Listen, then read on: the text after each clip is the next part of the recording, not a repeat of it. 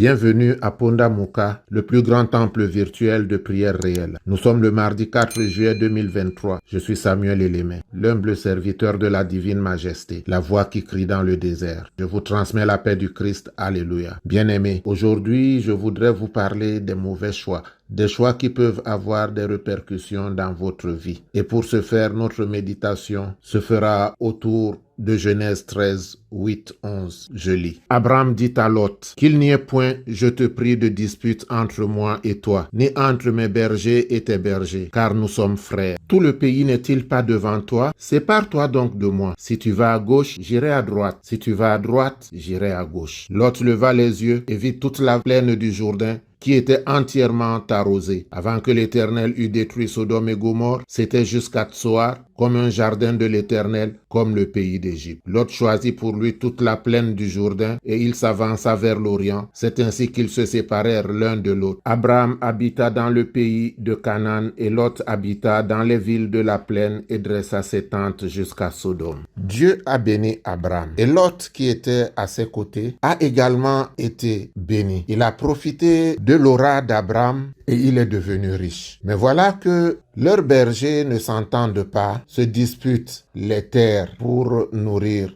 le bétail. Alors Abraham lui fait cette proposition. Nous sommes frères, ne nous querellons pas, ne nous disputons pas. La ville est tellement grande, choisis un côté. Et ce que tu laisseras, c'est là que moi j'irai. Alors, Lot a choisi, mais il a choisi superficiellement parce qu'il voyait ce qui était beau. Il voyait là où il y avait plein d'herbes pour son bétail. Il voyait tout ce qui l'arrangeait. Alors, il a fait ce choix qui pour lui était judicieux. Voyons la suite. Et pour cela, lisons Genèse 19 à partir de 12. Les hommes dirent à Lot, qui as-tu encore ici, gendre, fils et filles, et tout ce qui t'appartient dans la ville, fais-les sortir de ce lieu, car nous allons détruire ce lieu, parce que le cri contre les habitants est grand devant l'Éternel. L'Éternel nous a envoyés pour le détruire. Lot sortit et parla à ses gendres qui avaient pris ses filles. Levez-vous, dit-il, sortez de ce lieu, car l'Éternel va détruire la ville. Mais aux yeux de ses gendres, il parut plaisanter. Dès l'aube du jour, les anges insistèrent auprès de Lot en disant, lève-toi, prends ta femme et tes deux filles, qui se trouvent ici, de peur que tu ne périsses dans la ruine de la ville. Et comme il tardait, les hommes le saisirent par la main, lui, sa femme et ses deux filles,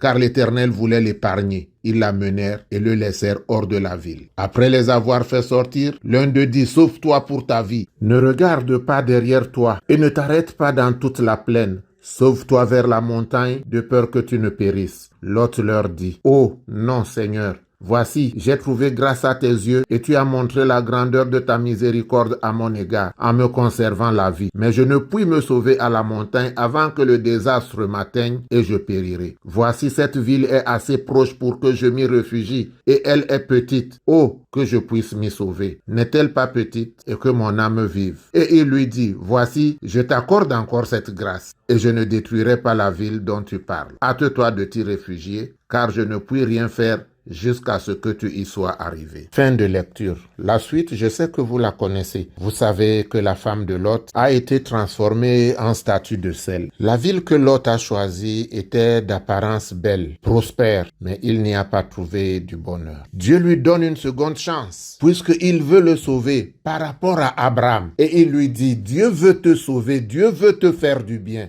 Alors sors jusqu'à ce que tu te réfugies là où Dieu voudrait que tu ailles. Mais lui, il dit encore, oh, c'est loin, je ne peux pas y arriver. Voilà une petite ville là à côté. Pourquoi ne permettriez-vous pas que j'y aille et que je puisse y trouver un refuge? Alors l'ange lui dit, si c'est ton choix, vas-y. Deuxième choix de Lot. Il perdra sa femme et il ne connaîtra plus le bonheur. Alors que Dieu lui-même avait décidé à travers Abraham de bénir Lot. Mais les choix de Lot n'ont pas été judicieux. La question que je te pose en te parlant de Lot, c'est de savoir si tes choix sont toujours judicieux. Car les mauvais choix ont des conséquences catastrophiques dans notre vie. Es-tu certain, es-tu certaine que le choix que tu fais est conforme à la volonté de Dieu? Car Dieu ne s'impose pas à nous. Il nous fait des suggestions Et c'est nous qui choisissons. Nous avons le dernier mot. C'est ce qui est arrivé avec Lot. Il avait le choix. En dehors de ce que Dieu lui proposait, lui, il a fait un autre choix qui n'était pas celui de Dieu. Et il a perdu ce qu'il avait de plus cher. Alors, que tes choix soient judicieux. Ne choisis pas par l'apparence. Ne choisis pas par l'attrait de la beauté. Use de ton intelligence pour t'assurer que ton choix est conforme à la volonté de Dieu. Alors tu ne connaîtras aucune amertume, aucun regret. Prions. Éternel roi de lumière, Dieu d'Abraham, d'Isaac, de Jacob, Père céleste,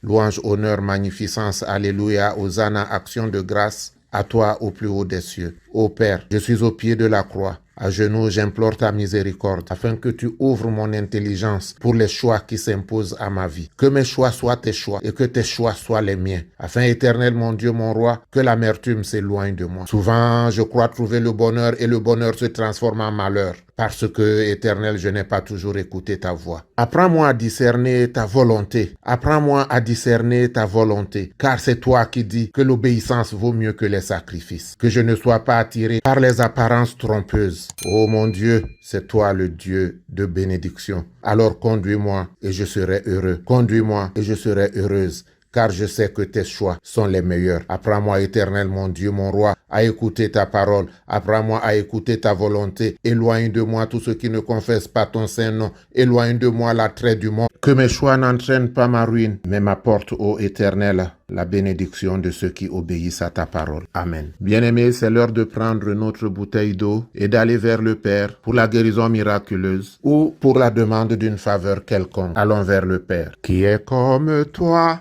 Ô mon Dieu, qui est comme toi, ô mon Dieu, parmi les hommes, qui est comme toi, magnifique en sainteté, digne de louange, opérant des prodiges.